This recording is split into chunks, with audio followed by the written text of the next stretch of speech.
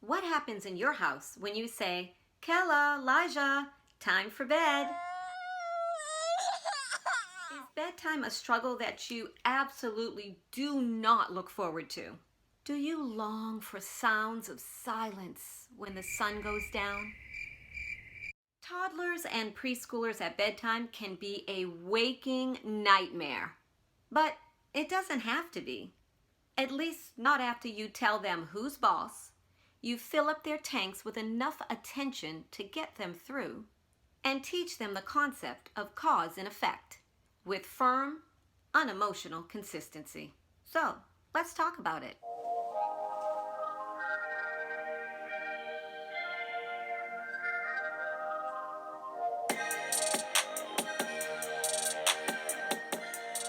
J. Dawn Mom here, grown mom with grown kids.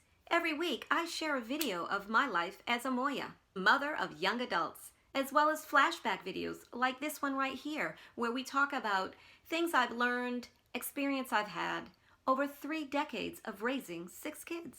Today we're talking about winning at bedtime with toddlers and preschoolers, part 1, so you can listen to the second part after this. This part focuses on assessing what you're actually doing now at bedtime. Okay, take a breath. If you've been dealing with bedtime struggles, this is going to be a reality check. So what's going on? Fly on the wall version. Not the emotional, not how you feel, not what you wish, just the straight out facts. What is your kid saying? What are you saying? What is he or she doing? What are you doing in response? What's going on? I suggest that you either talk to a friend so that you can speak out loud and talk through what's actually happening. Don't keep it up in your head. You need to get it out in the open so that you can hear yourself. That gives you more objectivity. So say it out loud to someone or write it down. Or maybe you can use, a memo or recording app on your phone in order to record yourself saying what happens at night during bedtime. After you get it all out, you want to go back and you want to listen to yourself or read over what you said. This is going to separate you from the actual experience and give you an objective view of what's going on at bedtime. And right then and there, you're probably going to see a couple of things because that objectivity is going to allow you to see, whoa, that needs to be cut out. From there, you want to start to ask why. Why is your child up at night? What's going on? Do you have too busy of a schedule? Is your child going to bed at all different times and sort of hurry up and go to bed tonight because it's really late, or another night it's not so late? Like, is there erratic schedule going on? Maybe your child is not getting enough energy out during the day and there's a lot of pent-up energy by the end of the night that needs to come out. Do you need to have more activity for your child during the day to help with that?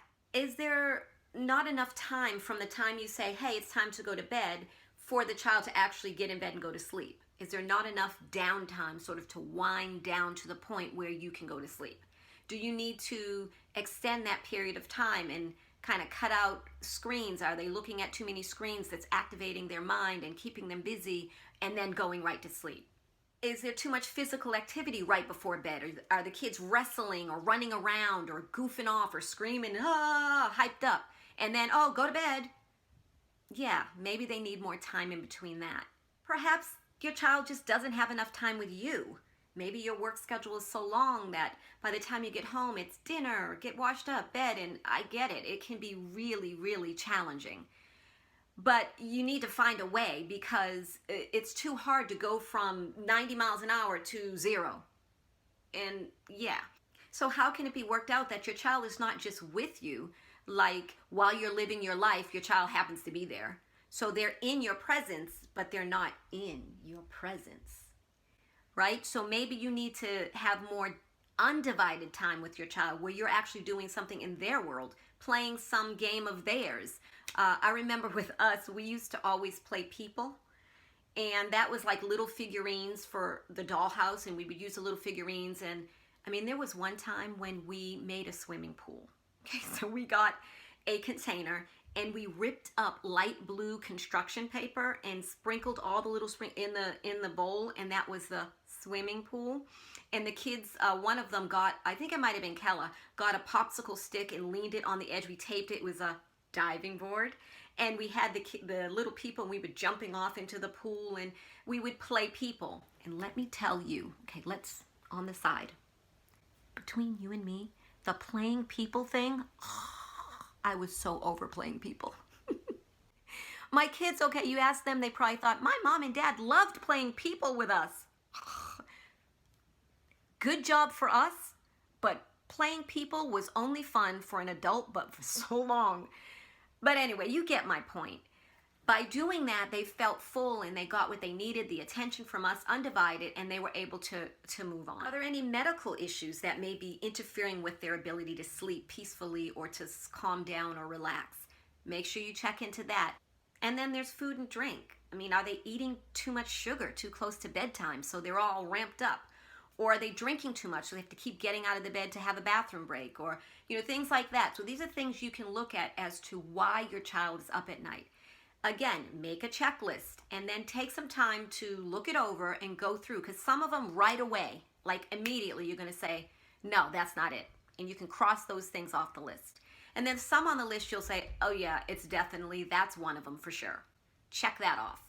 And go through the list, and maybe you have some in between, like, I'm not really sure if that plays a role in it or not. Put a, like a half mark on that one so that you can start to assess what's going on. And lastly, as part of this assessment, you want to zoom in and decipher what is motivating your child. This kind of ties into the last thing, but it's like, what is the motivation? Is your child just so ramped up they just don't have the capacity to control themselves? So again, maybe too much sugar, too much energy inside or whatever, and they just can't settle themselves? Not on purpose. They're not being defiant. They're not being bratty. They just can't contain themselves. And we're asking them to do something they're just not capable of doing at that time. So you're going to need to assess that. And then if that's the case, how can you help to get ahead of that so that by bedtime that is not present anymore? Is it that your child just isn't tired? I mean, they're not hyper or busy, they're just plain not tired. So they're bored. They get in the bed, they're bored, they get up, walk around, want to talk to you, want to do all kinds of stuff. Maybe they're just not tired. So what are you going to do about that? Obviously, you're going to need to manipulate their bedtime a little better. Their nap time during the day, you're going to need to maybe get them up earlier or whatever, such that they are tired by bedtime. And then the other piece of that is to help them to entertain themselves. They have to learn to be alone and be okay with that. And that's a growth that takes time to learn. I mean, there are adults right now who can't go to sleep at night without the TV playing, without the radio playing, without the light on, without something, because they just can't be still and be quiet and just put themselves to sleep. So we want our kids to learn to do that. Teaching them how to be still when they're in their room. You don't have to go to sleep, but you need to stay in your bed. So they can stay in the bed and kind of entertain themselves with stories in their head or singing or whatever. So, they're squirming around and doing all sorts of stuff, but they're in their bed. And by being in their bed at night and the light is off and there's a peaceful environment, the cues start to kick in and their circadian rhythms get in line, and it's, oh, this is time to settle and go to sleep. So it will take some time, but that's training. That's what we're doing. We're training our kids. And the last one you want to ask yourself, honestly, is your child looking for your attention? I mean, we are the supreme beings in our children's lives, and being with us is their number one desire. So looking for attention from us is not unusual. It makes sense, doesn't it? So the question is, do I want you asking me for my attention at 11, 12, 1 in the morning? Do I want you asking me for attention then? No, I don't. But if I'm not giving you any other options, then maybe that's the only time your child has, so they're gonna milk it for all it's worth. So assess that. Is there a way for me to get more engaged with my child, to give them more attention, undivided, that they get filled up to the top and they feel like they don't need anything else? So if they come to you looking for more attention, you in good conscience can say, no, I need you to go to bed now. Tomorrow is another day. There's always tomorrow. Okay, anyway.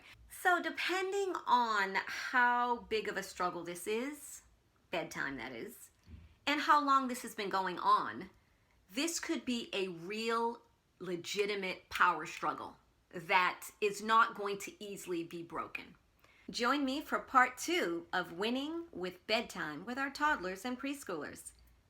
Leave some comments below about things that have worked and things that maybe didn't work at all, so that other parents can learn from each other, because parents learn so much from other parents. Give this video a thumbs up and don't forget to subscribe so I can see you on the next time. Hit the bell for notifications and you'll know exactly when the next video drops. J. Dawn Mom, talk to you soon. Iggsy.